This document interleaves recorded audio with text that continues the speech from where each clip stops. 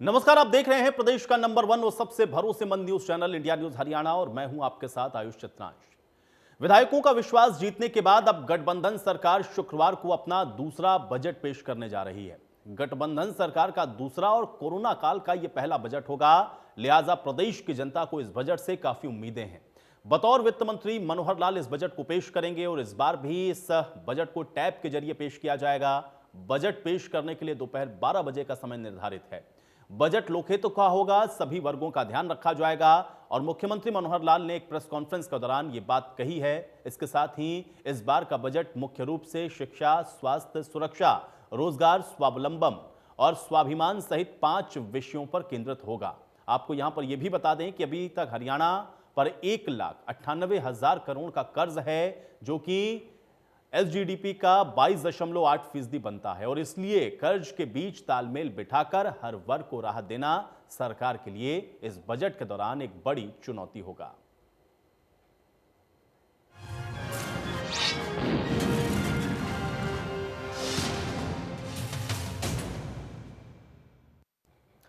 तो कल मनोहर सरकार अपना दूसरा बजट पेश करेगी और कोरोना काल का यह पहला बजट होगा, तो ऐसे में किसानों को इस बजट से उम्मीद क्या है, आइए आपको सुनवाते हैं।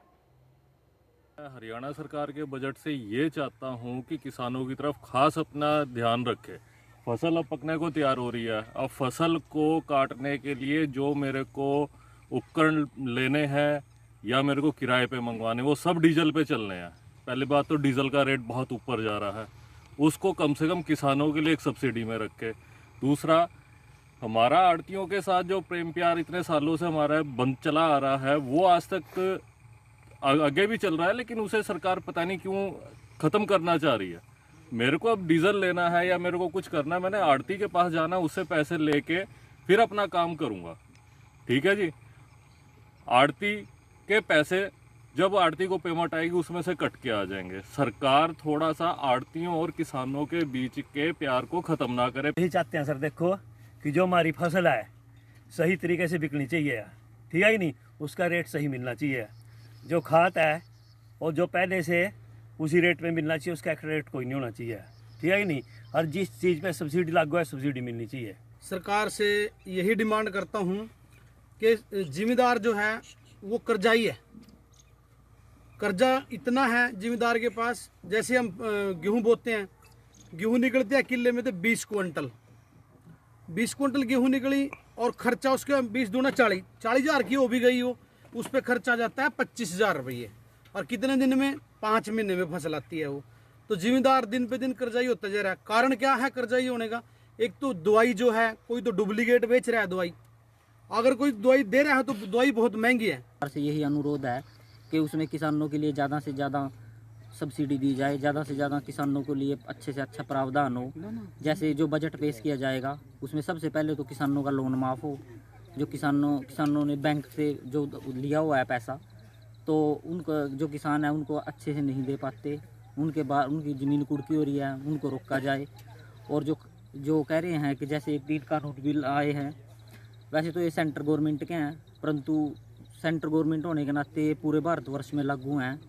तो सबसे पहले तो जैसे माले खट्टर सरकार ने कहा था कि 24 घंटे या 72 घंटे के अंदर जो किसानों का पैसा है वो उनके खाते में आएगा, परंतु वो एक महीने तक नहीं आया। जीरी के पैसे, गेहूं के पैसे, ऐसे ही। जैसे किसान आंदोलन चल रहा है, तो इससे किसानों को है कि बहुत ज़्यादा आस है कि बजट में बहुत कुछ होना चाहिए। जैसे हमारी धरती का जो पानी है उसका लेवल दिनों दिन नीचे जा रहा है, उसको रोकने के लिए बहुत ज़्यादा प्रयास करने की ज़रूरत है। और बजट में ऐसा प्रावधान होना चाहिए कि जो वो पानी है उसको रोका जा सके और किसानों को खेत में पानी पहुँचाया जा सके, उनके जो खाले हैं वो पक्के किए जा सकें और टैल तक पानी पहुंचाने की व्यवस्था हो, ऐसा बजट में प्रावधान होना चाहिए। इसके साथ जो नकली बीज और खाद है उसको रोकने के लिए और अच्छे खाद उपलब्ध करवाने के लिए किसानों को बजट के अंदर ऐसा प्रावधान होना चाहिए। दूसरा, जो हमारी ज़मीन है उसके जो उसके सेहत है उसको सुधारने के लिए किसानों के कार्ड बनाए जाने चाहिए और उनके मिट्टी टेस्ट करने के लिए ऐसा प्रावधान होना चाहिए कि गांव के अंदर लेबोरेटरियां अगर जो स्थापित हो सकें या ब्लॉक स्तर पर ऐसी लेबोरेटरी स्थापित हो सके, ऐसा बजट में व्यवस्था की जाए तो किसानों के लिए अच्छा होगा। नए बजट में सरकार को पब्लिसिटी कैंपेन पे खर्चा करने से बचना चाहिए, उसकी बजाय धरातल पर वर्किंग मॉडल किसानों को दिखाएं। पिछले बजट में भी फसल अवशेष को किसान के खेत से खरीदने का प्रावधान दिया गया था, लेकिन ऐसा हुआ नहीं। उसको इस बार ज़रूर से ज़रूर लगाएं। अभी एक बिल पास हुआ है जिसमें 75% किसान हरियाणा के यूथ को नौकरी की बात दी गई है। उसके लिए ज़रूरी ये है कि रूरल बेस्ड एम्प्लॉयमेंट जनरेट की जाए ताकि हमारा जो रूरल पढ़ा लिखा यूथ है उसे दूर ना जाना पड़े। तो बजट से किसानों की उम्मीदें क्या थी ये तो आपने सुन लिया है, लेकिन उद्योगपति भी इस बजट से क्या आस लगा करके बैठे हैं, इसको भी सुनिए। सरकार से यही निवेदन है कि अगर वो शिक्षा के क्षेत्र में बजट बढ़ा सकें तो इस बुरे टाइम से निकलने में हम सबको सहायता मिलेगी। अपेक्षा सरकार से ये है कि राज्य सरकार भी केंद्र सरकार के अनुरूप अपनी हरियाणा सरकार की कुल खरीद में से कम 25% खरीद हरियाणा में स्थापित MSMEs द्वारा बनाए गए उत्पादों की करवाए। हरियाणा सरकार के आने वाले बजट में फरीदाबाद के उद्योगों के बिहाफ पर एक सरकार से हम गुजारिश करेंगे कि फरीदाबाद में जो इंफ्रास्ट्रक्चर उद्योगों के लिए प्रस्तावित है उसमें एक अलग से कुछ प्रावधान बजट का जरूर रखें, क्योंकि हरियाणा में अगर हम बात करें न केवल फरीदाबाद की बल्कि पूरे हरियाणा के उद्योग सबसे ज़्यादा कर देने में अपनी अग्रणी भूमिका निभाते हैं। तो उनके दिए हुए कर का ही कुछ ना कुछ अंश जो बेसिक इंफ्रास्ट्रक्चर की नीड है इंडस्ट्रियल एरियाज़ की, उसके ऊपर खर्च किया जाना चाहिए। ऐसा मानता हूं कि हरियाणा सरकार द्वारा हमारे आदरणीय माननीय मुख्यमंत्री द्वारा कल विधानसभा में प्रस्तुत करने जा रहे जो बजट है उसके लिए मेरी उम्मीद है कि बहुत अच्छा बजट आएगा। हरियाणा सरकार से हमारी बहुत आशाएं हैं, उद्योगों को बहुत आशाएं उम्मीदें रख के बैठे हैं। हरियाणा सरकार आम बजट पेश करने वाली है।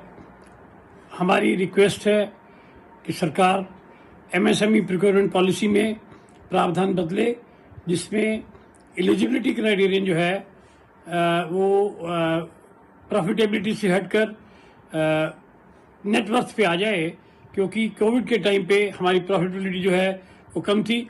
हरियाणा के आने वाले बजट पे मेरी माननीय मुख्यमंत्री महोदय जो हरियाणा के वित्त मंत्री भी हैं, गुजारिश है सर कि फरीदाबाद के IMT को बल्लभगढ़ मेट्रो से जोड़ दिया जाए। इससे फरीदाबाद की 3 विधानसभाओं बल्लभगढ़, पृथला और तिगांव के निवासियों को बहुत बड़ा लाभ होगा। तो सुना आपने, कोरोना काल के बाद चूंकि ये पहला बजट है तो निश्चित तौर पर लोगों की उम्मीदें बहुत ज्यादा हैं। इसमें आपने किसानों की उम्मीद को भी सुन लिया, उद्योगपति क्या चाहते हैं ये भी आपने सुना, और जनता तो उम्मीद ये भी कर रही है कि उसको महंगाई से भी निजात मिले, और साथ ही साथ उम्मीद इस बात की भी है कि लोगों को राहत इस बजट से कुछ मिलती हुई नजर आए। आज की बड़ी बहस की शुरुआत करें उससे पहले आज की बड़ी बहस के कुछ अहम सवाल उस पर नजर डालते हैं, फिर चर्चा में आगे बढ़ेंगे। पहला सवाल आज की बड़ी बहस का यही है कि जनता की उम्मीदों पर आखिर ये बजट कितना खरा उतरेगा, इसके लिए इंतजार कल तक का करना होगा। दूसरा सवाल यह है कि कोरोना काल में क्या सरकार कुछ राहत देगी, क्योंकि हर वर्ग सरकार से राहत की उम्मीद कर रहा है। तीसरा सवाल यही है कि महंगाई से राहत के लिए सरकार के द्वारा क्या इस बजट के माध्यम से कुछ कदम उठाए जाएंगे, क्योंकि महंगाई से भी आम जनता परेशान है और लगातार अब दरकार और आस इसी बात की सरकार से है कि सरकार उनके बारे में सोचे और सरकार उनको कुछ राहत आगे इस विषय पर देती हुई नजर आए इस बजट के माध्यम से।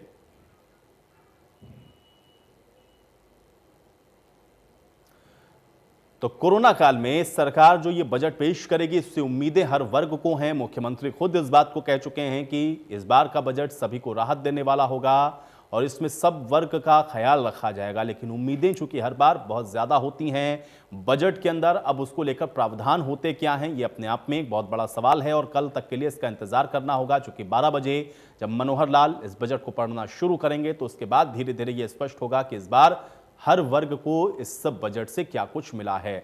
महत्वपूर्ण इस लिहाज से भी इस बार का बजट इसलिए हो जाता है चूंकि कोरोना काल के बीच में सभी चीजें बेहद प्रभावित रहीं।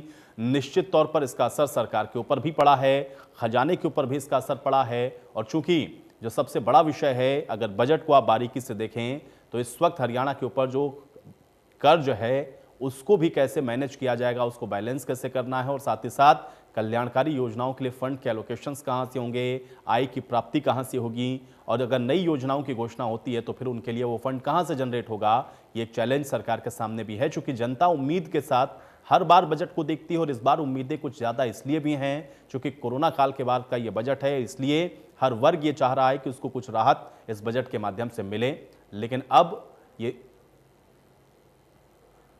उम्मीद कैसे मिलती है या इस उम्मीद पर कितना ये बजट खरा उतरता है, ये कल तक के लिए देखना होगा। लेकिन अब चूंकि मुख्यमंत्री की तरफ से ये बात कही गई है, इसलिए जनता उम्मीद के साथ इस बजट को देख रही है और देखना यह है कि कल मनोहर लाल के पिटारे से क्या निकलता है। मनोहर लाल जब कल बजट पेश करते हैं तो क्या उसमें सभी वर्गों का ख्याल रखा जाता है। आज इसी सवाल के साथ आज की बड़ी बहस की शुरुआत करते हैं। तमाम मेहमान मेरे साथ जुड़ गए हैं, उनका परिचय मैं आपके साथ करवा देता हूं। प्रवीण अत्रे जी हमारे साथ जुड़ रहे हैं, प्रवक्ता हैं भारतीय जनता पार्टी के। प्रवीण अत्रे जी, बहुत स्वागत है आपका चर्चा में। महिमा सिंह जी हमारे साथ जुड़ रही हैं, प्रवक्ता हैं कांग्रेस पार्टी की। महिमा सिंह जी, आपका भी स्वागत है। केसी मलकानिया जी हमारे साथ जुड़ रहे हैं, वरिष्ठ पत्रकार हैं। केसी मलकानिया जी, आपका भी बहुत स्वागत। और रजत मंगला जी हमारे साथ जुड़ रहे हैं, अर्थशास्त्री हैं। रजत मंगला जी, आपका भी बहुत स्वागत है। सबसे पहले मैं प्रवीण अत्रे जी आपसे इस चर्चा की शुरुआत करता हूं। प्रवीण अत्रे जी, उम्मीद बहुत है और जो कि तमाम लोगों से जो बातचीत भी हम लोग कर रहे हैं वो भी राहत की उम्मीद के तौर पर इस बजट से अपनी आस को लगाकर बैठे हैं। कल का बजट कैसा होने वाला आम जनता के लिए, आपका एक रिएक्शन चाहूंगा मैं। कल का बजट कैसा होने वाला है ये तो कल ही पता लगेगा, लेकिन एक बात मैं जरूर यहाँ पे कहूंगा और मैं जनता को भी इस बात के लिए आश्वस्त करूंगा कि हरियाणा की सरकार मनोहर लाल जी के नेतृत्व में 2014 से एक उद्देश्य लेके चल रही है। और वो उद्देश्य क्या है? किसानों की आय दुगनी करना, नौजवानों के लिए रोजगार, बेहतर स्वास्थ्य सेवाएं, बेहतर शिक्षा और इसके साथ साथ सामाजिक सुरक्षा, जो कि बहुत बड़ी प्राथमिकताएं हैं मनोहर सरकार की, और मनोहर सरकार इन्हीं उद्देश्यों के साथ आगे बढ़ रही है। देखिए, अगर हम तुलना करते हैं, हालांकि टेक्निकली आपने बात सही कही है कि कोरोना काल का पहला बजट, लेकिन अगर देखा जाए तो जो पिछला बजट मनोहर जी ने पेश किया था, बजट पेश करने के 1 महीने बाद ही ये महामारी जो है पूरे विश्व के सामने आ गई थी और इस महामारी की वजह से पूरे विश्व की आर्थिक गतिविधियां प्रभावित हुई थी, देश और प्रदेश की जो रिसिप्ट्स हैं वो प्रभावित हुई थी। ये सब चीजें हमने अपने सामने देखी। लेकिन अगर हम पिछले बजट को देखते हैं, प्रदेश के आर्थिक हालात को देखते हैं, आयुष, एक तो मैं यहाँ ये बताना बहुत जरूरी समझता हूँ कि आज प्रदेश की जीडीपी लगभग 9 लाख करोड़ रुपए है। हालांकि जिस वक्त मनोहर जी की सरकार आई थी प्रदेश की जीडीपी 3.9 लाख करोड़, मतलब लगभग 4 लाख करोड़ थी। आज वो जीडीपी दुगने से ज्यादा हो चुकी है। प्रदेश की जो पर कैपिटा इनकम उस वक्त लगभग 1.25 लाख थी और आज पर कैपिटा इनकम लगभग 2,30,000 के करीब है। तो जिस तरह से आर्थिक दृष्टि से देखा जाए, मनोहर जी के नेतृत्व में हरियाणा प्रदेश ने बहुत बढ़िया काम किया, आर्थिक दृष्टि से बहुत तरक्की हुई है।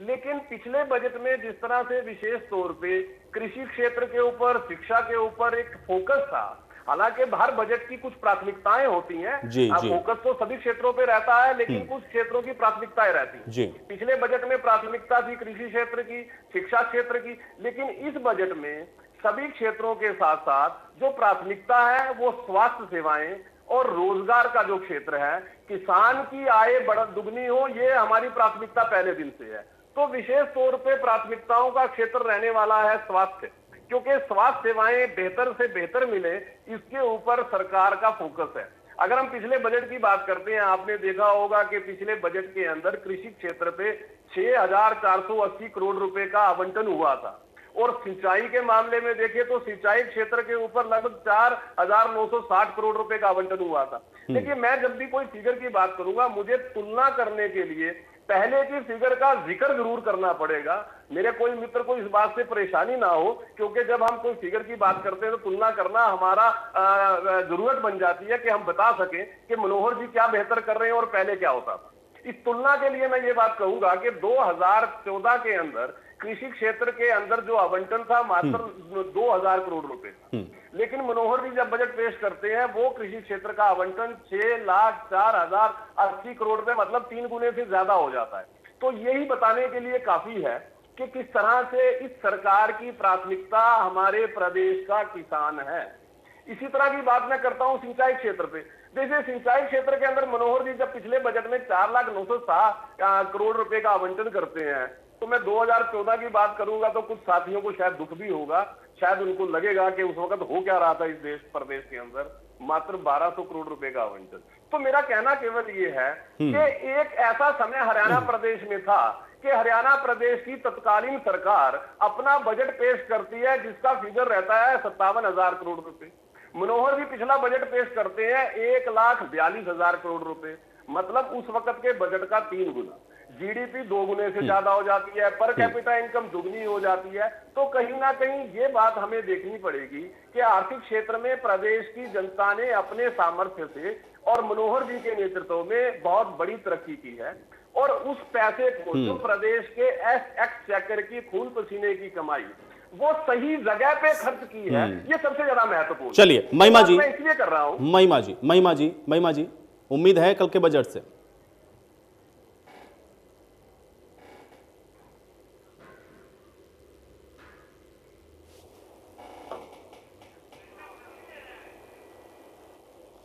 चलिए महिमा जी, मैं आपको रोक रहा हूं, माफी चाह रहा हूं क्योंकि आपकी आवाज मुझ तक नहीं पहुंच रही, कुछ तकनीकी समस्या है, आपको ऑडियो में सही करवा लेता हूं। लेकिन उस बीच रजत मंगला जी, मैं आपका रुख कर लेता हूं बहुत जल्दी से। अच्छा, कृष्णा कुटेल जी भी हमारे साथ इस बीच जुड़ चुके हैं, नेलो के प्रवक्ता हैं। कृष्णा कुटेल जी, आपका भी बहुत स्वागत है इस चर्चा में। रजत मंगला जी, मैं आपके पास आ जाता हूं। रजत मंगला जी, एक अर्थशास्त्री होने के नाते, चूंकि अभी पीछे हम लोगों ने देखा बहुत सारे राज्यों के बजट पेश हुए हैं, कोरोना के बाद बहुत सारी चीजें इफेक्टेड हैं, क्या वो रिफ्लेक्शन इस बार इस बजट के अंदर आप देख रहे हैं? और इसके अलावा जो हर वर्ग राहत की उम्मीद कर रहा है, क्योंकि इफेक्टेड तो हर एक शख्स भी है, क्या वो राहत की कोई गुंजाइश है इस बजट से इस बार? रजत मंगला जी।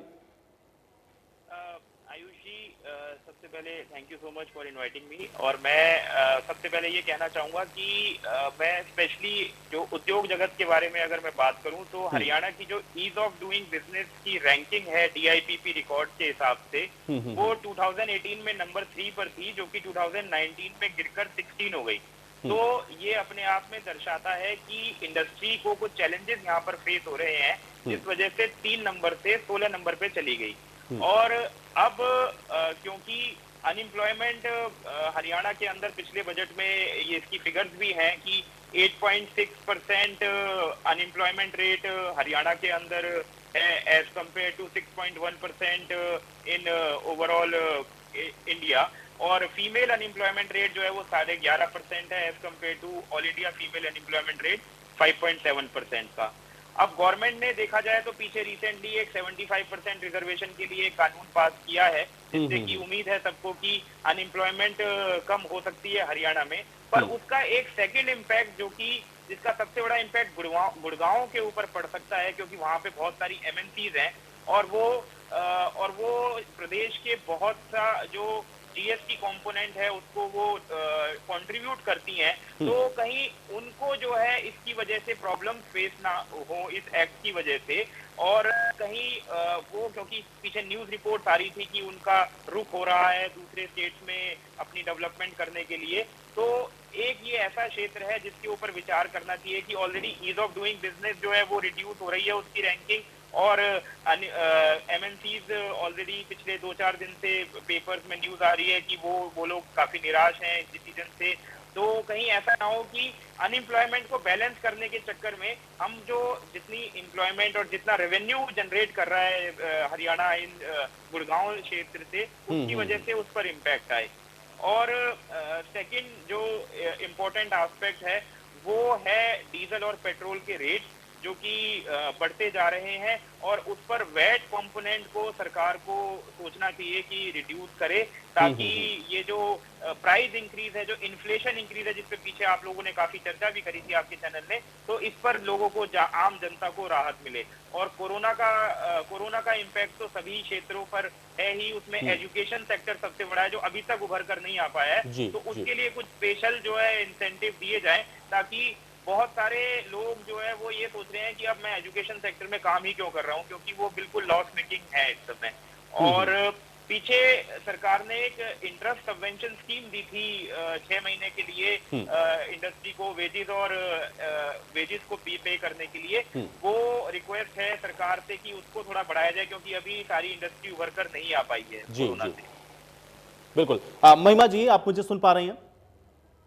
सुन पा रही हूँ, आप मुझे सुन पा रहे हैं आयुष जी? जी जी महिमा जी, बात रखें अपनी। मैं ये कह रही थी, आपने कहा ना, बात उम्मीद की हो रही थी, आपने उम्मीद पूछा, क्या उम्मीद है? मैं ये कहना चाह रही थी कि ना उम्मीदगी की पराकाष्ठा है ये सरकार इस समय, जो हालात हैं राज्य में भी और राष्ट्र में भी।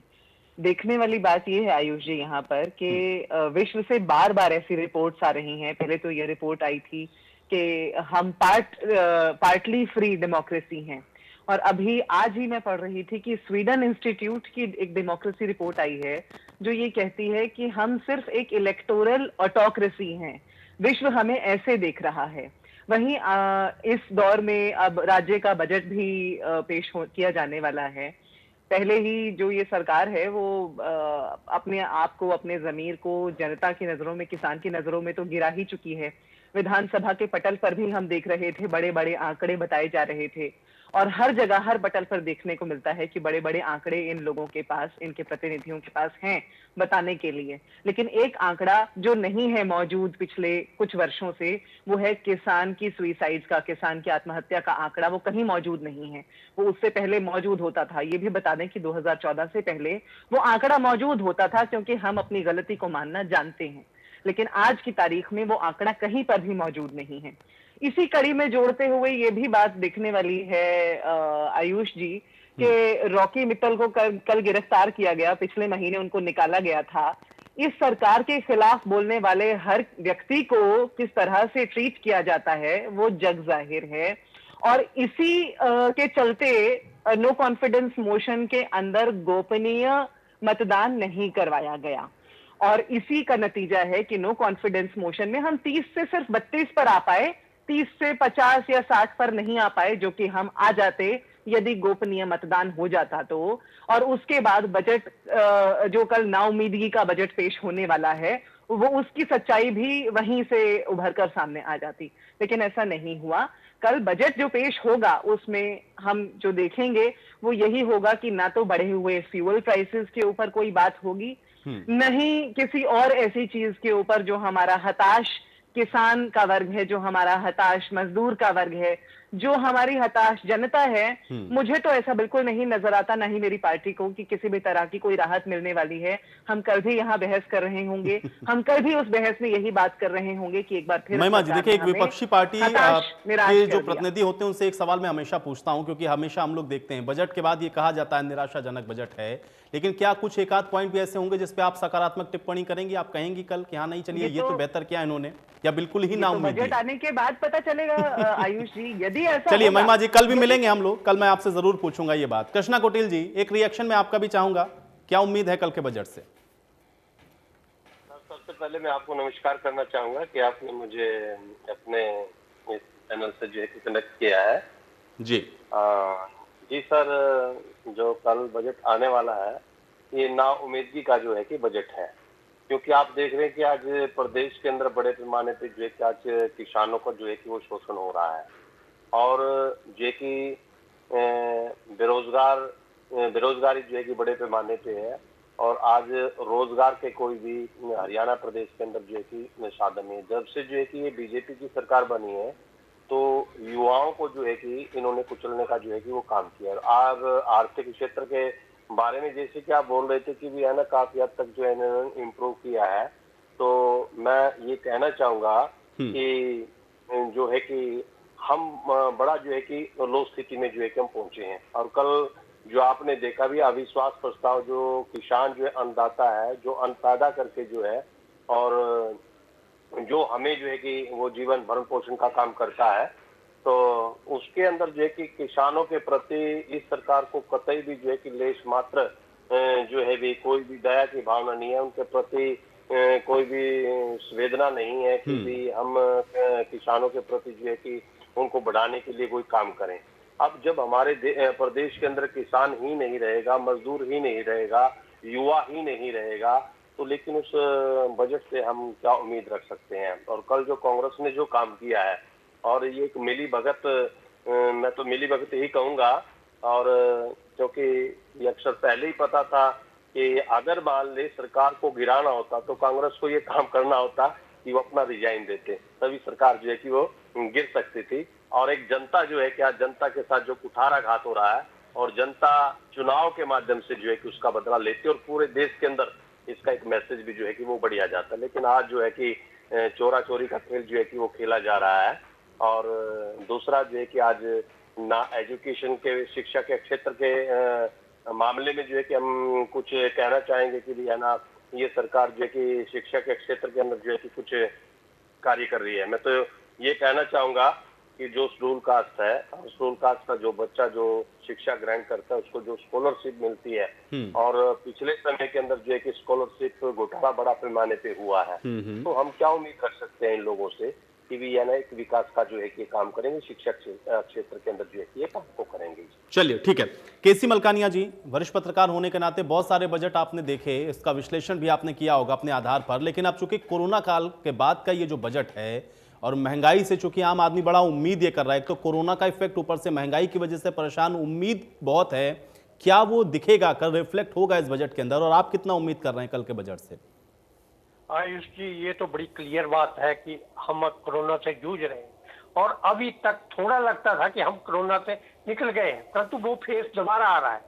तो दूसरी तरफ है जो किसान आंदोलन है उसका सबसे ज्यादा प्रभाव जो वो हरियाणा पे पड़ा है। चाहे आंदोलनकारी पंजाब के किसान ज्यादा हो चाहे, परंतु हरियाणा जो दिल्ली जो है वो हरियाणा के साथ ज्यादा सटा हुआ है, तो उसका प्रभाव जो है वो हरियाणा पर ज्यादा है। इसलिए सरकार ये चाहेगी कि किसानों को अधिक से अधिक राहत दी जाए। जो सरकार ने वायदा कर रखा है कि हम इनकी आमदन जो है 1.5 गुना करेंगे या दुगनी करेंगे, तो उसको लिए भी बजट में कोई ना कोई प्रावधान अवश्य किया जाएगा, क्योंकि किसान आंदोलन जो है उससे जो है राजनीतिक तौर पर भी हरियाणा में प्रभाव पड़ा है। और इसी आशा के साथ कांग्रेस जो थी वो अविश्वास प्रस्ताव लाई थी और कांग्रेस का कहना था कि गुप्त मतदान कराया जाए, परंतु जब हमारा विरोधी कानून जो है वो कहता है कि अगर आप सरकार के बरखिलाफ जाते हैं या उसके बरखिलाफ मतदान करते हैं तो आपकी सदस्यता खत्म हो जाएगी। तो अगर गुप्त मतदान का होता है और सरकार के बरखिलाफ कोई मतदान करता है तो वह कैसे पता चलेगा कि किसने सरकार के बरखिलाफ मतदान किया है? तो ये एक दल विरोधी कानून तो है ना। और एक बात बड़ी क्लियर हो गई कि इन्हें कम से कम जो निर्दलीय उम्मीदवार थे उनसे आशा थी कि वो किसानों के साथ बैठते हैं, उठते हैं, उनकी जनसभाओं में जाते हैं, उनका समर्थन करते हैं, तो हो सकते हैं वो अविश्वास प्रस्ताव का भी समर्थन करेंगे, परंतु उन्होंने सरकार के साथ जाना अच्छा समझा। 2 निर्दलीय विधायक हैं जो कांग्रेस के साथ थे, बाकी सब सरकार के साथ थे। तो ये 55 वोट उनको पड़े, एक स्पीकर था 56, मतलब सरकार को किसी प्रकार का कोई खतरा नहीं। उससे सरकार उत्साहित तो है और वो चाहेगी कि बजट में ऐसा प्रावधान करे कि किसानों की जो आय है वो बढ़े, परंतु इसके साथ साथ डीजल के दाम बढ़े हैं, पेट्रोल के दाम बढ़े हैं, बसें जो है वो अब थोड़ी बहुत फुल कैपेसिटी से चलने लगी है जिससे रेवेन्यू आएगा, परंतु अब जो कोरोना का दोबारा प्रकोप हो रहा है तो हो सकता है दोबारा एहतियात बरतना पड़े, तो उसका भी घाटा पड़ेगा। फिर स्कूलों में इस समय जो स्कूलों में है ऑनलाइन शिक्षा जा रही है, पर हर किसी के पास लैपटॉप नहीं है या स्मार्टफोन नहीं है, तो हो सकता है सरकार ऐसा भी सोचे कि बच्चों के लिए कुछ प्रावधान ऐसा करे कि ऑनलाइन शिक्षा। चलिए मलकानिया जी, कुल मिलाकर के कुछ उम्मीदें और कुछ चैलेंजेस भी आप कह रहे हैं। प्रवीण जी अब जवाब दीजिए। बहुत सीनियर पत्रकार हैं, मैं उम्मीद नहीं कर रहा था कि वो ऐसी गलती करेंगे। मलकानिया जी, दल विरोधी कानून में सरकार के खिलाफ मतदान करने पे सदस्यता चली जाएगी ऐसा नहीं है। कानून ये कहता है कि व्हिप जारी होने के बाद कोई भी ये सदस्य अपनी पार्टी के खिलाफ अगर मतदान करेगा, पार्टी के विचार के खिलाफ जाएगा तो सदस्यता चली जाती है। इसको करेक्ट कर लीजिए, कम से कम दर्शकों के अंदर गलत जानकारी ना जाए। कांग्रेस ने व्हिप जारी किया हुआ था अपने सदस्यों के लिए, अगर कांग्रेस का कोई सदस्य सरकार के पक्ष में आना चाहता तो उसके लिए खतरा पैदा हो जाता। यह है दल विरोधी कानून।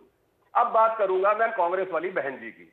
देखिए, कांग्रेस वाली बहन जी ने बजाय बजट पे चर्चा करने के पहले तो दाएं बाएं की बातें करी, लेकिन मैं चाहूंगा कि बहन जी अपनी स्थिति इस विषय पे जरूर स्पष्ट करें जो इन्होंने एक रिपोर्ट का जिक्र किया और कहा कि उस रिपोर्ट के अंदर यह कहा गया कि हिंदुस्तान में पार्टली फ्री डेमोक्रेसी है।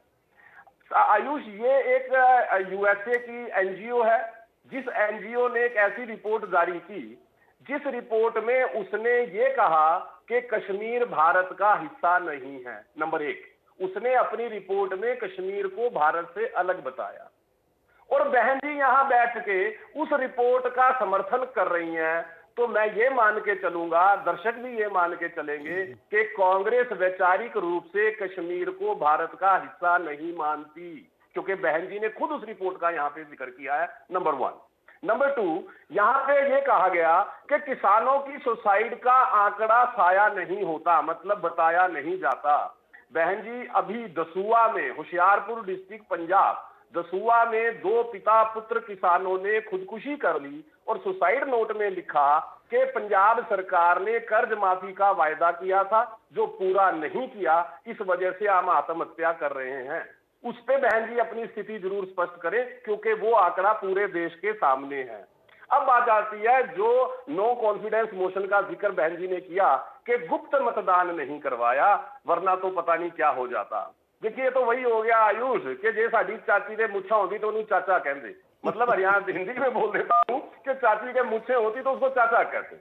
मतलब आप नो कॉन्फिडेंस मोशन लेके आते हैं और खुद सदन में खड़े होकर भूपेंद्र सिंह हुड्डा ये बोलते हैं कि मुझे पता है कि सरकार के पास बहुमत है, मैं जानता हूं सरकार का कुछ नहीं बिगड़ सकता। फिर किस गुप्त मतदान की उम्मीद कर रहे थे आप? और सबसे बड़ी बात, जिस बात को आधार बना के आप नो कॉन्फिडेंस मोशन लेके आए थे वो थे 3 कानून। एक बार भी किसी कांग्रेसी विधायक ने उन 3 कानूनों में क्या काला है विधानसभा पटल पे नहीं बताया।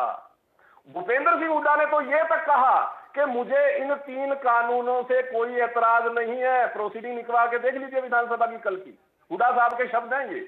उसके बावजूद किसान हितैषी होने का ढोंग करते हो, झूठ बोलते हो किसान भाइयों के सामने जाके बार बार। ये ओछी राजनीति बंद कीजिए। अब मैं बात करूंगा जो हमारे मंगला साहब ने कुछ बातों का जिक्र किया और बड़ी तथ्यात्मक बातें, और मैं चाहता हूं उनके ऊपर क्लैरिटी होना बड़ा जरूरी है। जी। एक तो मंगला साहब ने जो 75% वाली बात की, मंगला साहब बाकायदा सरकार ने उद्योगपति और व्यापारियों से चर्चा करके, एक बार नहीं 3 बार आपके गुड़गांव में मीटिंग रखी थी, चर्चा करके ये पॉलिसी बनाई। नंबर 1। नंबर 2, ये पहली बार नहीं है। देखिए ये कानून कांग्रेस के सीएम बने थे मध्य प्रदेश के अंदर, कमलनाथ जी सीएम बनते ही उन्होंने सबसे पहले ये कानून बनाया। आंध्र प्रदेश में ये कानून है, महाराष्ट्र के अंदर ये कानून है। ऐसा नहीं है कि हरियाणा कोई पहला प्रदेश है, ये दूसरे प्रदेशों में बहुत पहले से कानून है। लेकिन मुख्यमंत्री जी ने और यहाँ पे सरकार ने भी ये बात कही कि जो उद्योगपति है उनसे हम वार्ता करेंगे, व्यापारियों से वार्ता करेंगे और उनकी जो भी चिंताएं हैं उन चिंताओं का निवारण करेंगे। ये बात विधानसभा के पटल पे भी कही गई। एक बात मुझे थोड़ा सा अजीब लगी है, जो वो ये अजीब लगी है कि साहब एजुकेशन फील्ड जो है अब प्रॉफिटेबल नहीं है।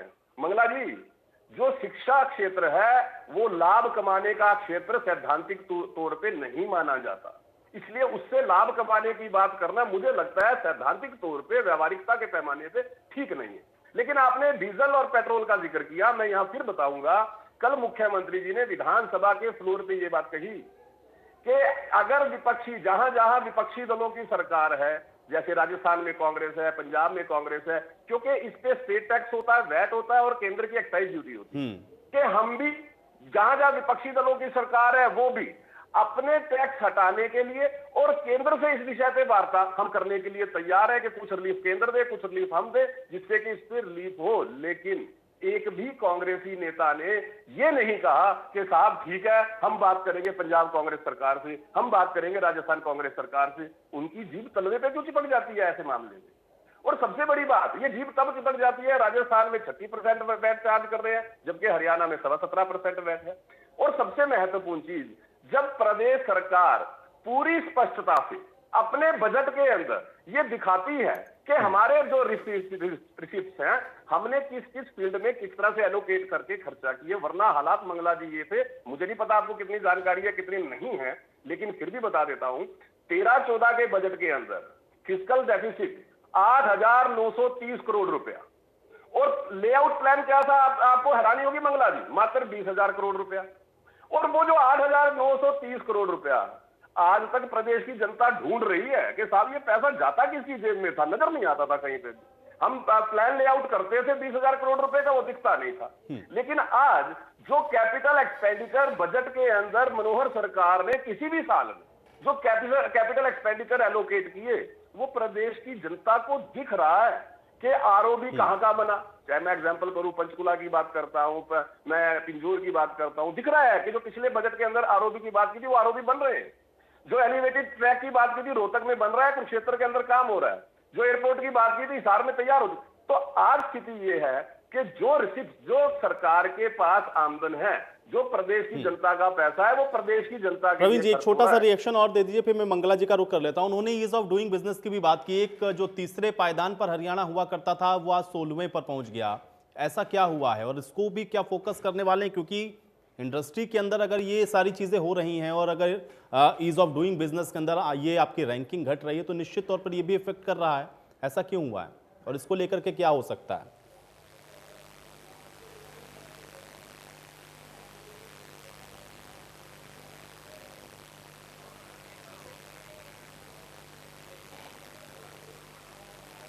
चलिए प्रवीण जी मैं आपको रोकूंगा, आपकी ऑडियो मुझ तक नहीं पहुंच रही है। रजत जी मैं आपके पास आ जाता हूं। थोड़ा चैलेंजेस की भी मैं आपसे जरूर यहां पर चर्चा करना चाहूंगा। बड़ी चुनौती रजत मंगला जी इस समय क्या आप देख रहे हैं, सरकार के सामने होगा क्या? क्योंकि डिमांड्स तो नो डाउट बहुत सारी हैं, जनता उम्मीद की नजर से देखती है, लेकिन बड़े चैलेंज के तौर पर क्या देख रहे हैं सरकार के सामने और फोकस आपको क्या लगता है क्या होना चाहिए इस बजट के अंदर? देखिए, सरकार ने पिछले साल 20,000 करोड़ एजुकेशन सेक्टर के लिए एलोकेट किया था और मैं प्रवीण जी को वैसे बताना चाहूंगा कि मैं एजुकेशन सेक्टर में प्रॉफिटेबिलिटी की बात नहीं कर रहा था। मैं ये कह रहा था कि आज की डेट में उनका सर्वाइवल ही मुश्किल हो रहा है, क्योंकि वो सैलरी देने के लिए भी बड़ी मुश्किलों से पैसे निकाल पा रहे हैं और काफी स्कूल तो सर्वाइव करने में ही प्रॉब्लम हो रही है, जिसकी वजह से टीचर्स को काफी नुकसान हो रहा है। तो उस जगह थोड़ा सरकार को देखना चाहिए कि कैसे उन इंस्टीट्यूशन की हेल्प की जा सके जो कि आज की डेट में खत्म होने की कगार पे हैं, जहां पर टीचर के पास सैलरी नहीं पहुंच पा रही है, जिसकी वजह से उनका जो मोटिवेशन लेवल है वो रिड्यूस होता जा रहा है और वो अपने डेली रूटीन और रोजमर्रा की जिंदगी ढंग से नहीं जी पा रहे हैं। सेकेंड पॉइंट जो मैं इसमें देख रहा हूँ कि जो एजुकेशन सेक्टर है उसमें पिछली बार 20,000 करोड़ बजट किया गया था, जो कि वेरियस जगह इन्वेस्ट होना था।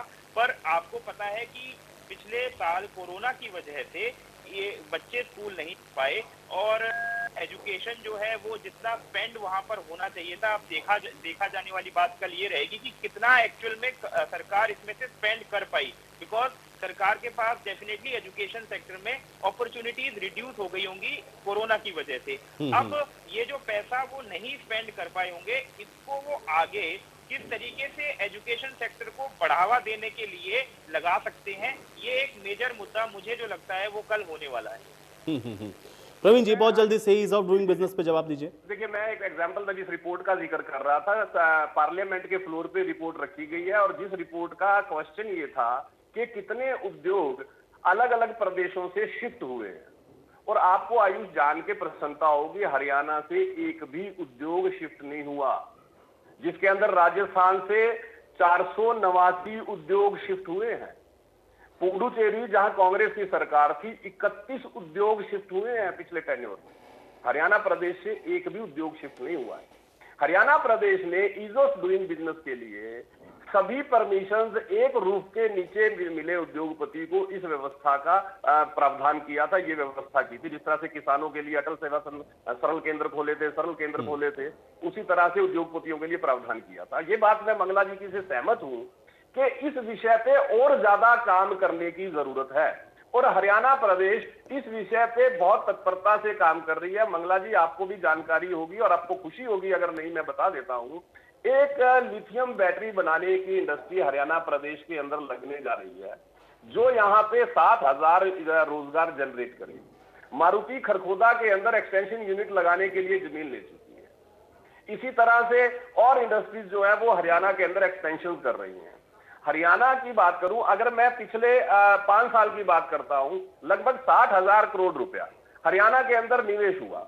लेकिन एक महत्वपूर्ण चीज ये आयुष, मैं सारी बातों को कंक्लूड केवल एक बात में करूंगा जी, कि अगर प्रदेश की जीडीपी 5-6 साल के अंदर दुगने से ज्यादा हो जाए तो मुझे लगता है, मंगला जी अर्थशास्त्री बेहतर जानते हैं कि जीडीपी अगर दुगने से ज्यादा हुई है तो स्वाभाविक है प्रदेश के अंदर व्यापार भी हुआ है, प्रदेश के अंदर उद्योग धंधे भी चले, प्रदेश के अंदर काम भी हुआ है। चलिए इसी बात को आगे बढ़ाता हूँ। महिमा जी से मैं जवाब ले लेता हूँ। महिमा जी जवाब दीजिए। एक औद्योगिक संस्था ने आयुष जी पंजाब हरियाणा हाई कोर्ट को मूव किया है, शायद आपकी जानकारी में होगा भी, और नहीं है तो जनता की जानकारी में इस पटल से मैं ले आती हूँ कि औद्योगिक संस्था ने भाजपा जजपा गठबंधन की सरकार के Haryana state employment of local candidate act 2020 को हाई कोर्ट में चुनौती दी है। ये जो एक्ट है आयुष जी, ये आर्टिकल 16 और आर्टिकल 19 दोनों के जुडिशियल स्क्रूटिनी में फेल हो जाएगा। और इस बात के ऊपर एक्मा या फिक्की या जितने भी, यहाँ तक कि निर्मला सीतारमण जी ने हैरानी जताई थी कि हरियाणा सरकार ने ऐसा कानून लाया है, हमारी नॉलेज में नहीं है और हम उनसे बात करेंगे। ये शायद भाजपा की प्रतिनिधि की नॉलेज में नहीं है कि निर्मला सीतारमण जी ने इस बात के ऊपर हैरानी जताई थी।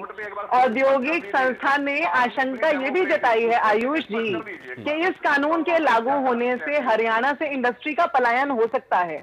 और इस बात पे अब जुडिशियल स्क्रूटिनी आ चुकी है, क्योंकि पंजाब हरियाणा हाई कोर्ट के अंदर ही आ चुका है, तो उद्योग को हम बढ़ावा दे रहे हैं, खत्म करने की तरफ जा रहे हैं, वो तो अभी साफ हो जाएगा। जुडिशियल स्क्रूटिनी में जब ये जुडिशियल टेस्ट को पास करेगा या फेल करेगा वो सामने आ जाएगी। अब मैं ये बताती हूँ आयुष जी जनता को कि ये सरकार कान को घुमा करके कैसे पकड़ती है, जिसको सीधा सीधा पकड़ा जा सकता है। 2017 में भाजपा ने राजीव गांधी परिवार बीमा योजना का नाम बदल करके डॉक्टर श्यामा प्रसाद मुखर्जी दुर्घटना योजना कर दिया था, और 31 दिसंबर 2020 को उस योजना को खत्म कर दिया गया, निरस्त कर दिया गया एक अधिसूचना के माध्यम से। और ये कहा गया कि 31 मार्च 2020 के बाद से जो भी उसमें अर्जियां आई हैं उनको किसी को कोई लाभ नहीं दिया जाएगा। तो पहले तो ये योजनाओं के नाम बदल के, जो हमने पहले से योजनाएं दी हुई थी उनके नाम बदल के कुछ और रखते हैं, फिर गुप्त रास्ते से, जिस तरह से गुप्त रास्ते से बिल लेकर आते हैं उसी तरह गुप्त रास्ते से इन योजनाओं को खत्म करते हैं, और फिर 9 महीने के बाद वो योजनाओं को खत्म कर करके जनता को सूचना देते हैं अधिसूचना के माध्यम से। तो ये इस सरकार की नीतियां हैं, यही इस सरकार की यहाँ बयानबाजी है। इसी तरीके से बात करते हैं, घुमा फिरा के, आंकड़ों में फंसा के, जंजाल बना करके जनता को उलझा करके रखते हैं। इसी तरह लोकतंत्र का खात्मा कर रहे हैं। आयुष मैं जवाब देना प्रवीण चाहता हूं जी का 2 लाइनों में। जी, देखिए ऐसा है, जवाब दीजिए। जो कहा कि योजना का नाम बदल दिया, मुझे थोड़ा दुख भी होता है, पढ़ी लिखी है, एडवोकेट है, या तो पूरा स्टडी करके आए। पी चिदम्बरम वित्त मंत्री थे। पी चिदम्बरम ने योजना को एक पायलट प्रोजेक्ट के तौर पे शिव गंगा, जो पी चिदम्बरम की लोकसभा कॉन्स्टिट्यूएंसी थी, वहां पे पायलट प्रोजेक्ट के तौर पे लॉन्च किया। और आपको जान के हैरानी होगी आयुष, योजना कामयाब नहीं हुई। जो जनधन खाते भी 38 करोड़ मोदी जी ने खुलवाए ना, ये भी पी चिदम्बरम ने अपनी कॉन्स्टिट्यूएंसी में पायलट प्रोजेक्ट चलाया था। खाते नहीं खुलवा पाए थे अपने लोकसभा क्षेत्र में, योजना फेल हो गई थी। इन बातों को क्यों नहीं बताती बहन जी? लेकिन मैं फिर वहीं पे आऊंगा। मेरा बहन जी से निवेदन है, क्योंकि बहन जी ने यहाँ पे एक ऐसी रिपोर्ट का जिक्र किया था आपके चैनल पे बैठ के, जो रिपोर्ट कश्मीर को भारत का हिस्सा नहीं बताती। बहन जी उस रिपोर्ट पे कांग्रेस की स्थिति स्पष्ट करें। मेरा निवेदन है बहन जी से, मैं चाहता हूं कि कांग्रेस की सच्चाई महिमा जी स्पष्ट कर दीजिए। महिमा जी स्पष्ट करिए, जिस रिपोर्ट को आप कोट कर रही हैं उसके वेबसाइट पर तो जम्मू कश्मीर को भी वो नहीं मानते कि वो भारत का हिस्सा है। श्री राम भी जो है वो भाजपा, कांग्रेस ने तो 70 साल में कुछ भी नहीं किया। श्री राम भी भाजपा के ही है, कश्मीर भी भाजपा का ही है। अब अगर जवाब मांगा है तो जवाब लेना। प्रवीण जी सुनते हैं, प्रवीण जी थोड़ा सा समय दें महिमा जी को, देख रहे हैं वो जवाब दे रही हैं। अब जवाब हम वो देंगे जो हमें देना है। हम पढ़े लिखे हैं, हम वकील हैं, ये व्यक्तिगत टिप्पणी यहाँ करना बंद करें। हम कांग्रेस के प्रतिनिधि हैं, हम कांग्रेस का माउथ पीस हैं, यहाँ पर हम कांग्रेस की बात कर रहे हैं, कांग्रेस की तरफ से बयान दे रहे हैं। ये बात जान लें और समझ लें। अब आप सुने इस बात को आयुष जी, मैंने किसानों की आत्महत्याओं के आंकड़े की बात पूछी थी राष्ट्रीय स्तर पे, उसको पंजाब के 2 किसानों की आत्महत्याओं में ला करके उस दायरे में ला करके बंद कर दिया, और फिर उसके बाद हमसे जवाब पूछ रहे हैं कि उस पर स्थिति स्पष्ट कर दें। क्या ये जनता का अधिकार नहीं है ये जान लेना आयुष जी कि कितने किसानों ने आत्महत्या की है? आपकी बात का जवाब वो नहीं दे रहे हैं, उनकी बात का जवाब आप नहीं दे रही हैं। दोनों ही लोग ऐसे कर रहे हैं। आपने कहा कि 2014 के बाद से आंकड़े जारी नहीं हुए, उन्होंने 2 बातों का जिक्र करते हुए वो बता दिया। और वो भी पूछ रहे हैं कि जिस रिपोर्ट को आप कोट कर रहे हैं, जिस रिपोर्ट को आपने कोट किया, सवाल पहले हमने किया था उस बात का। अच्छा ठीक है महिमा जी, मतलब प्रवीण जी अगर उसका जवाब दे देंगे तो फिर आप जवाब देंगी कि आपने उस रिपोर्ट को क्यों कोट किया जो जम्मू कश्मीर को भारत का हिस्सा नहीं मानता। भाई मुझे एक बात बताइए आयुष जी, यूनाइटेड नेशंस क्या है? यूनाइटेड नेशंस WHO क्या है? ये नॉन गवर्नमेंट ऑर्गेनाइजेशंस हैं, ये सोसाइटीज हैं। आप अगर ये बोलते हैं, ये देखिए ये जवाब आयुष जी आपके संचालन को सफल मानूंगी यदि आप मेरे जवाब को क्लैरिटी के साथ पेश किए जाने दें। आयुष जी, हमें तो जो बोलना है हम वो बोलेंगे, आपसे पूछ करके नहीं बोलेंगे। आयुष जी, आपके संचालन को मैं सफल मानूंगी। आयुष जी, मैं आपके संचालन को सफल मानूंगी यदि आप इस परिस्थिति के अंदर इंटरवीन करके आप ये देख लें। चलिए जवाब देखिए, जा रहा है तो जवाब ले लिया। संचालन करते करते मेरा संचालन का समय अब समाप्त हो रहा है, इसलिए मैं और समय नहीं दे पाऊंगा। हालांकि कल फिर हम लोग बैठेंगे, इसी विषय पर चर्चा करेंगे। आप सभी का बहुत शुक्रिया समय निकालने के लिए, चर्चा का हिस्सा बनने के लिए। हालांकि अब कल मनोहर सरकार अपना बजट पेश करेगी और देखना यह है कि जो हर एक वर्ग विशेष इस बार उम्मीद लगाए बैठा है कि उसको राहत मिलेगी, कल मनोहर सरकार के पिटारे से क्या निकलता है। आज बड़ी बहस में मेरे साथ फिलहाल इतना ही।